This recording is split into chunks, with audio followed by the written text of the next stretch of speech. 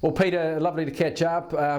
These weeks, every week I talk to you, so much happens in between time, and with the sale yards closure, it's intriguing that bidr seems to be coming into its own.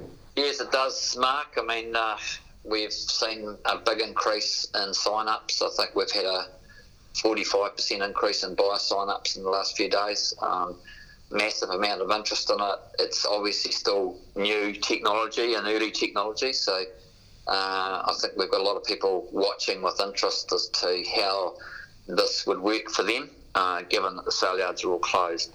And I think we've always had it as an open platform, but we've certainly opened up to other companies a lot more since the COVID controls came in place. And Carfield's very pleased to say that Carfields have signed up to start using bidr. So what tell us about it. I mean, let's explain it for people who, you must have been under a rock not to know about it, but it's BIDR, and how does it work? So basically what happens is the agents still are fully involved in the transaction, so the agents need to assess the stock and then list the stock on the bidr platform.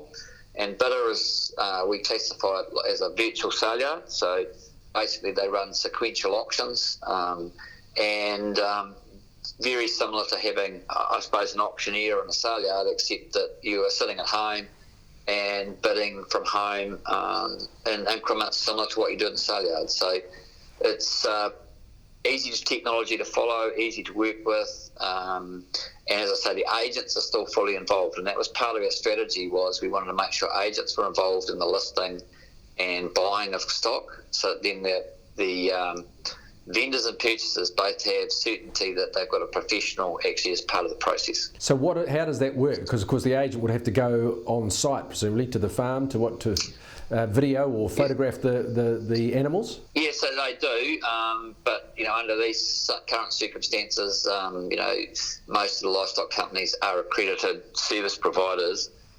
So we've got some very strict protocols for our agents if they do have to go on farm, and we're only asking them to go on farm where it's essential. So I know in some cases, for instance, the farmer has taken the video, described the stock and sent it to the agent to validate it, and validate it maybe with some phone calls, and then the agent's been listing it. So there's ways and means to do that with minimum contact, but we do have very strong protocols if an agent does have to visit the farm. It's amazing, of course, the wonders of technology to be able to take a video, I guess, on your phone and just flick it through via email. And that system is really working well. Yeah, it is, and I mean, bidr's been designed for that technology to be able to be used.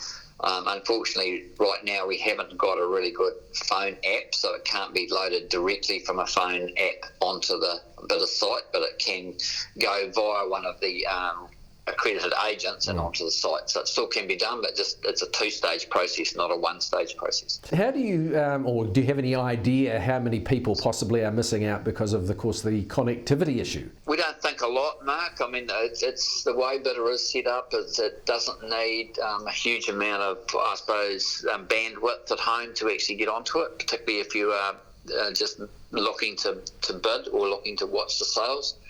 We have had very little issues with that, as long as people do have, obviously, broadband or fibre at home, or have good connectivity onto their cell phones. So, yeah, sure, there is areas in New Zealand that don't have that, but anywhere that has got connectivity can use the bidr site. Now, just changing the topic just a tad, in the situation, there's been a bit of rain about.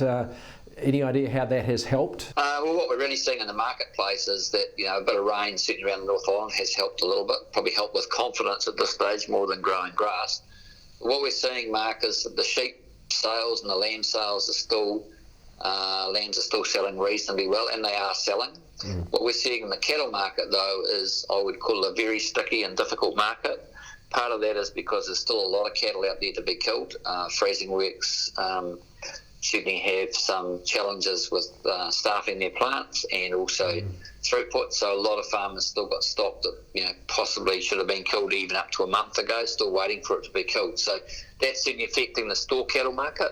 But there is a lot of stock that will need to be traded as we sort of come into autumn. We're into April now. Autumn feels here in the mornings in the Waikato. So yeah, the market for cattle is sticky. Lambs are selling okay. It's probably slightly lower prices than what they were. But the outlook for lamb and sheep meat is still pretty good. I suppose there's some uncertainty in the beef market, more of an internal uncertainty than an external one. And just briefly, of course, moving day, we might talk about this later on, but moving day is on the horizon, and that's going to be a bit tricky too. Yeah, so we're working closely with Dairy NZ, Feed Farmers, all the industry bodies, on what the protocols will be. Obviously, we've got a lot of dairy cattle on forward contracts due to be settled at the end of April and then again at the end of May, or end of May is the big one, obviously end of May, beginning of June. So we're working closely with those organisations about what are the protocols that we need to have in place to enable that to happen. And certainly I think while it'll be challenging if all the controls are still in place, which is highly likely they will be, we can manage that. It may well be, Mark, that Gypsy Day is not Gypsy Day, it's Gypsy Week this year. But I think it can all happen as long as everyone has some flexibility and some common sense about how they manage it.